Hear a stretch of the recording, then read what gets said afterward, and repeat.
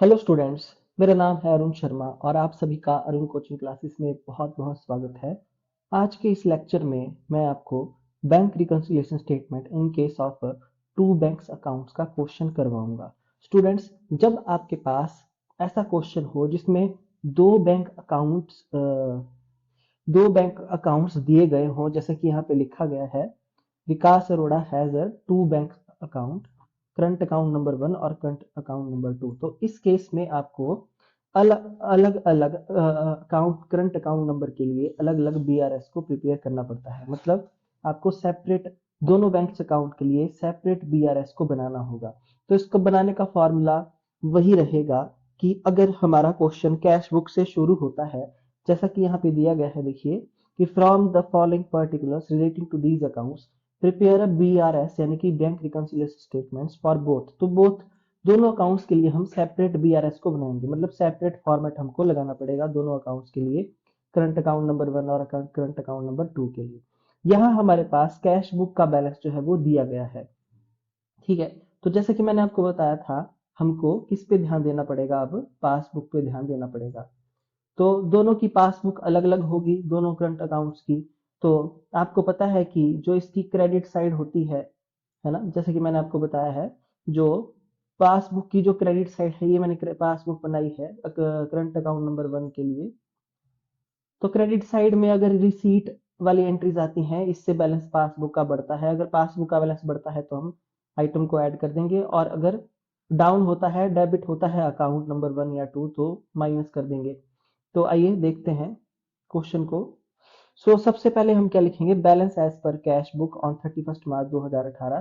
तो हम फॉर्मेट यहाँ पे बना लेंगे, ये क्वेश्चन मैंने कर लिया है। हम यहाँ लिखेंगे bank reconciliation statement account number 1, और as on 31 December 2018, sorry March March में, ये मार्च का क्वेश्चन है। ये यहाँ लिखेंगे credit credit balance as per cash book, जो दिया गया है हमारे पास यहाँ पे।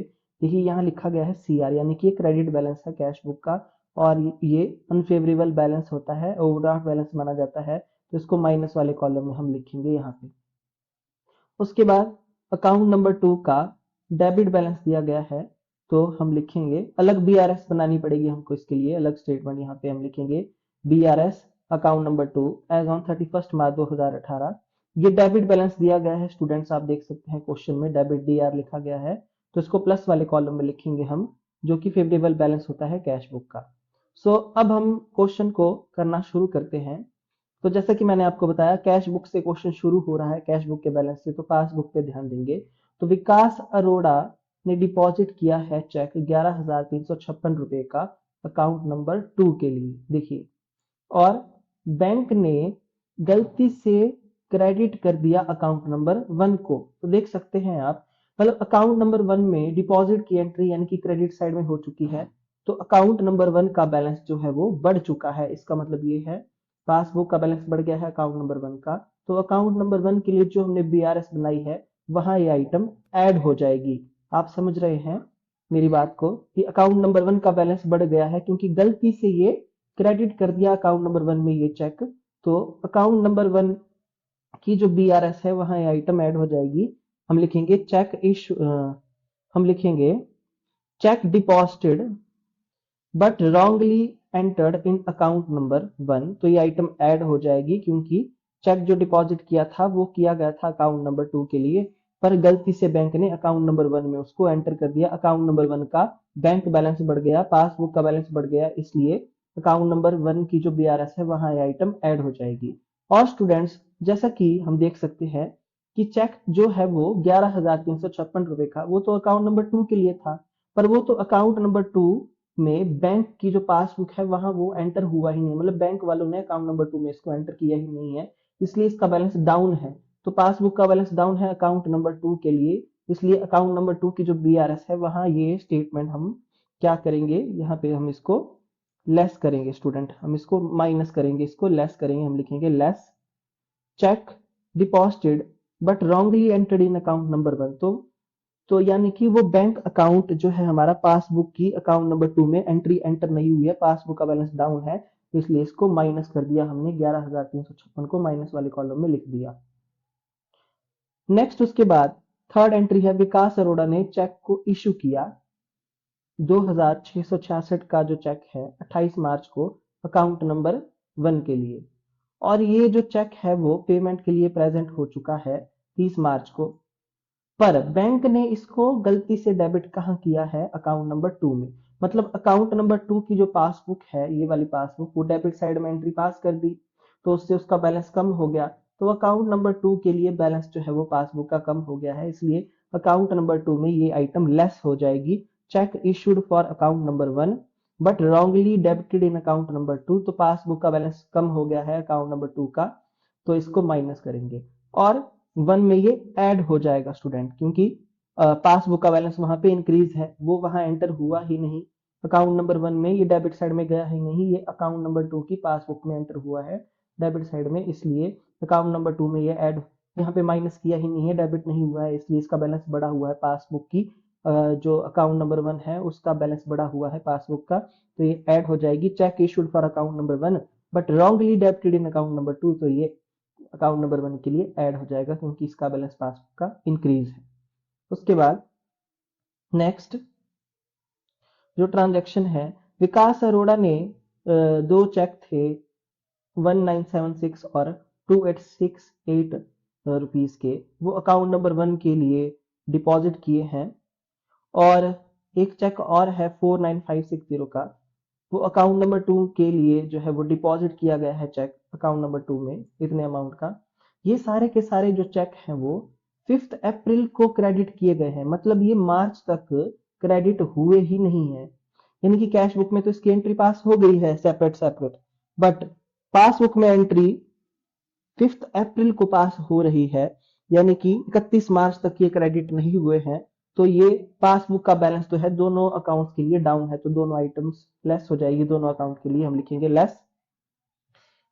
Checks deposited but not credited by bank, तो ये दो चेक थे अकाउंट नंबर 1 के लिए, इन दोनों का अमाउंट प्लस करके हम जो है वो लेस के कॉलम में लिखेंगे, माइनस के कॉलम में, और अकाउंट नंबर 2 के लिए भी check deposited but not credited by bank less हो जाएगा 4956 रुपीज का।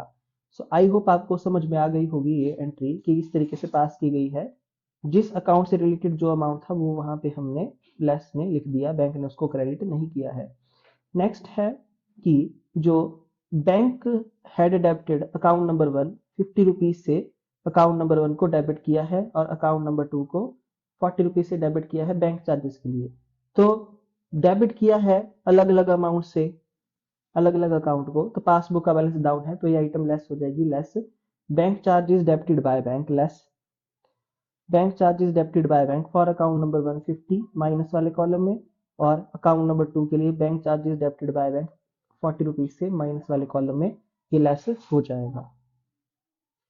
उसके बाद नेक्स्ट चेक ड्रॉ किया गया है, यानी कि चेक इशू किया गया है 4690 का 27 मार्च 2018 ऑन अकाउंट नंबर 2 हमने इशू किया, पर गलती से हमने उसको कहां पे, अकाउंट नंबर 1 में कैश बुक में लिखा, और ये जो चेक है, cheque the cheque was presented for payment on 30th March 2018। So students आप देख सकते हैं कि एक चेक 4990 रुपए का था जो अकाउंट नंबर 2 के लिए हमने इशू किया था, पर कैश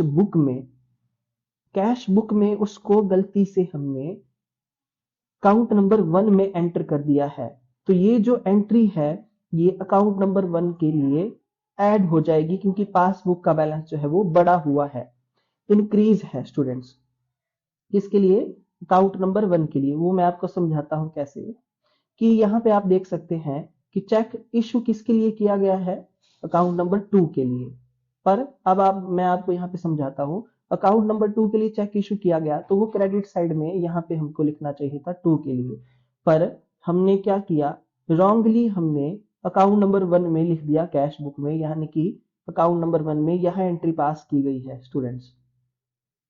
वो चेक किसका था, वो चेक था अकाउंट नंबर 2 का, पर बैंक में वो जो चेक है आप देख सकते हैं यहाँ पे लिखा है, तो cheque was presented for payment 30th March, तो चेक प्रेजेंट हो गया है बैंक के पास, सो स्टूडेंट्स अकाउंट नंबर 2 के लिए वो चेक हमने इशू किया था, तो बैंक वालों ने तो अकाउंट नंबर 2 में ही एंट्री पास की होगी, यानी कि अकाउंट नंबर 2 का पासबुक का बैलेंस जो है वो डाउन है।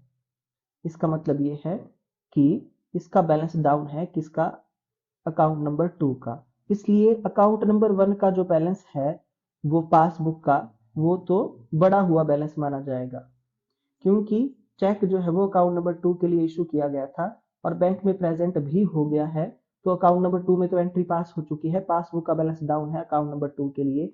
पर अकाउंट नंबर 1 में तो एंट्री पास नहीं हुई है पासबुक में, यानी कि पासबुक का बैलेंस बढ़ा है, तो ये एंट्री अकाउंट नंबर 1 के लिए ऐड हो जाएगी। हम यहाँ लिखेंगे add check issued for account number 2 but wrongly entered in account number 1 in cash book, और इसको हम ऐड कर देंगे 4690 से।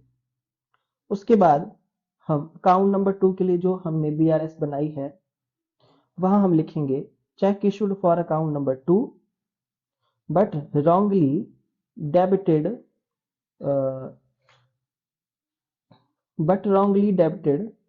इन अकाउंट नंबर 1।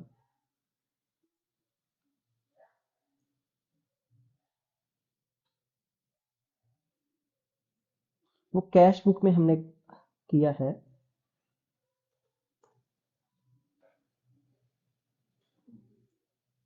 कैश बुक में अकाउंट नंबर 1 में हमने उसको लिखा है कैश बुक में, पर ये जो चेक है आपका ये मतलब प्रेजेंट हो चुका है। आगे मैं यहाँ पे लिख देता हूँ कॉमा कि cheque was presented for payment.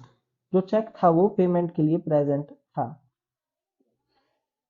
So I hope आपको ये बात समझ में आ गई होगी कि ये जो चेक था आपका ये किसके लिए इशू किया गया था? अकाउंट नंबर 2 के लिए। तो बैंक वालों ने तो अकाउंट नंबर 2 से मतलब एंट्री पास कर दी है, अकाउंट नंबर 2 में यहाँ एंट्री पास जो है वो हो चुकी है, अकाउंट नंबर 2 का बैंक बैलेंस जो है वो डाउन हो चुका है, इसलिए इसको बीआरएस जब हम बनाएंगे अकाउंट नंबर 2 की तो वहां पे इसको लेस कर देंगे, क्योंकि पासबुक का बैलेंस डाउन है अकाउंट नंबर 2 के लिए माइनस। बट ये जो है वो हमारा बैलेंस बढ़ा हुआ बैलेंस है अकाउंट नंबर 1 के लिए, तो ये यहाँ पे ऐड हो जाएगी। तो इस तरीके से इसको बनाया जाता है। पासबुक के बैलेंस को देखेंगे स्टूडेंट्स आप कि किस अकाउंट नंबर की पासबुक का बैलेंस बढ़ रहा है घट रहा है। अगर पासबुक का बैलेंस बढ़ रहा है तो ऐड हो जाएगा और कम हो रहा है तो माइनस हो जाएगा। उसके बाद नेक्स्ट ट्रांजेक्शन यहाँ पे 4000 रुपीज का प्रोसीड्स है बिल्स रिसीवेबल का, वो कलेक्टेड किया गया है और उसको अपीयर किया गया है अकाउंट नंबर 1 की पासबुक में, यानी कि पासबुक का बैलेंस अकाउंट नंबर 1 का बढ़ रहा है। बिल्स रिसीवेबल कलेक्टेड का मतलब है यानी कि डिपॉजिट साइड में क्रेडिट साइड में एंट्री पास की गई है पासबुक की, तो बैलेंस बढ़ रहा है अकाउंट नंबर 1 के लिए, इसलिए आइटम यहाँ पे ऐड हो जाएगी। Bills receivable collected appeared in the passbook account number 1 but wrongly entered in cash book account number 2।